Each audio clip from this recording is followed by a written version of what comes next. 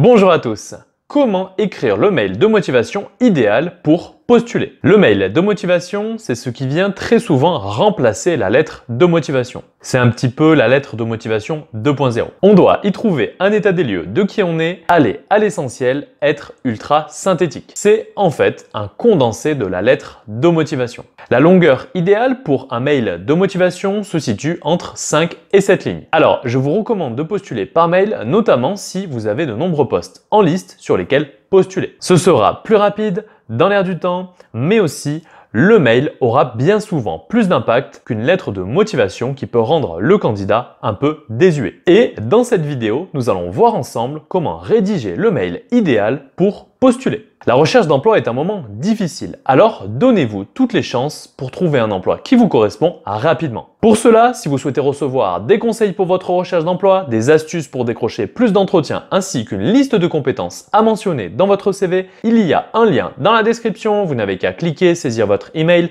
et vous recevrez tout ce contenu gratuitement par email. Et pour ceux qui veulent aller plus loin, il y a des formations complètes pour trouver un emploi. Premier point, votre adresse mail doit être du type nom, prénom, exemple, robin-axel@gmail.com. C'est plus professionnel et le recruteur sait directement qui envoie le message. Et ce sera aussi plus facile pour lui pour retrouver votre mail dans sa boîte de réception. Donc, évitez à tout prix les adresses mail du type prénom plus le département. Par exemple, alice83@gmail.com. Ça, on oublie, on le met de côté pour la vie privée. Ce n'est pas professionnel et en plus, votre mail aura de grandes chances d'atterrir dans les spams et de ne jamais être ouvert. Concernant l'objet du mail, il faut impérativement le préciser. L'objet d'un mail est ce qu'il y a de plus important que le contenu même du mail. C'est l'hameçon qui doit donner envie au destinataire d'ouvrir votre mail. En fait, le rôle de l'objet du mail, c'est d'informer sur le contenu du mail. L'objet du mail est déterminant. Il doit être assez explicite sans être trop long pour autant. Les recruteurs reçoivent énormément de mails et l'objet va être très utile pour eux pour classer les mails. De plus que l'objet sera le premier contact entre vous et le recruteur. Lorsque vous recevez un mail sans objet d'une personne que vous ne connaissez pas, vous n'avez pas vraiment envie de l'ouvrir pour découvrir son contenu, surtout lorsque vous recevez des centaines de mails par jour. Pour l'objet du mail, il faut rester bref, à peine quelques mots pour que l'intégralité soit lisible dans la boîte de réception. En objet du mail, je vous recommande de mentionner le titre du poste visé. En effet, les recruteurs reçoivent parfois des centaines de mails par jour en réponse aux offres d'emploi publiées. Il est donc important de garder en tête qu'ils peuvent recruter pour plus d'un emploi au moment où vous allez envoyer votre mail. Il y a de grandes chances qu'ils trient leur courriel pour un poste en particulier. Il est donc logique d'inclure le poste pour lequel vous postulez en objet du mail. De cette façon, vous facilitez le travail du recruteur et votre mail sera aisément retrouvé. Je vous donne quelques exemples d'objets pour des mails de candidature. Candidature, poste, téléconseiller. Comptable, 10 ans d'expérience. Dernier exemple, commercial, candidature spontanée. Aussi, lorsque vous postulez à une offre, pensez à renseigner la référence de l'offre dans le mail.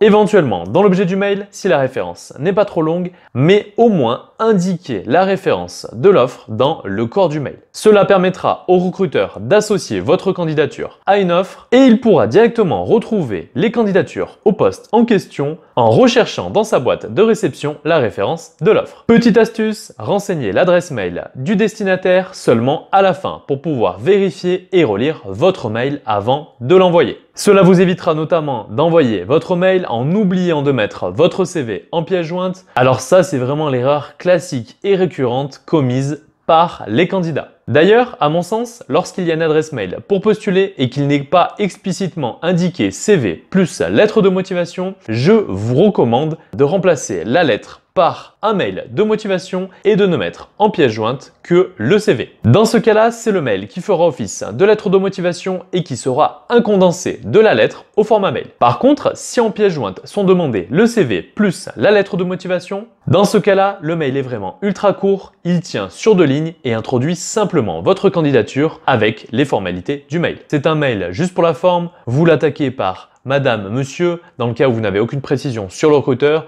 sinon vous allez cibler Madame ou Monsieur en fonction du sexe du recruteur si vous en avez la connaissance. Dans la description, je vous ai mis un petit exemple d'un mail type à envoyer lorsque en pièce jointe, vous allez joindre votre CV et la lettre de motivation. Donc c'est simplement un mail très bref pour introduire votre candidature. On va s'attarder maintenant sur les pièces jointes de votre mail. Elles doivent être au format PDF non modifiable. Le destinataire, il voit le nom des pièces jointes de votre mail. Vous devez donc les renommer. Par exemple, pour le CV, vous allez simplement mettre CV, nom, plus prénom. Idem pour la lettre de motivation, nom, plus prénom. Pour finir, pour simplifier la tâche du recruteur, en signature de mail, vous allez mentionner votre nom en majuscule, votre prénom avec la première lettre en majuscule. Comme ça, le recruteur n'aura aucun doute sur lequel est votre prénom dans le cas où votre nom de famille peut être aussi un prénom. Ce qui est par exemple mon cas puisque Robin, qui est mon nom de famille, est aussi un prénom. Juste après, vous allez indiquer votre numéro de téléphone, ce qui évite d'ouvrir votre CV pour le retrouver, puisqu'il sera déjà inséré dans le corps du mail. C'est une petite attention très appréciée des recruteurs. C'est tout pour cette vidéo sur comment écrire le mail de motivation idéal pour postuler. Je me répète, si vous souhaitez recevoir mon aide par mail pour votre recherche d'emploi, il y a un lien dans la description, vous n'avez qu'à cliquer et saisir votre email. Je suis Axel, créateur de jobpourmoi.fr, coach en entretien d'embauche. Je vous souhaite bon courage pour votre recherche d'emploi et je vous dis à bientôt.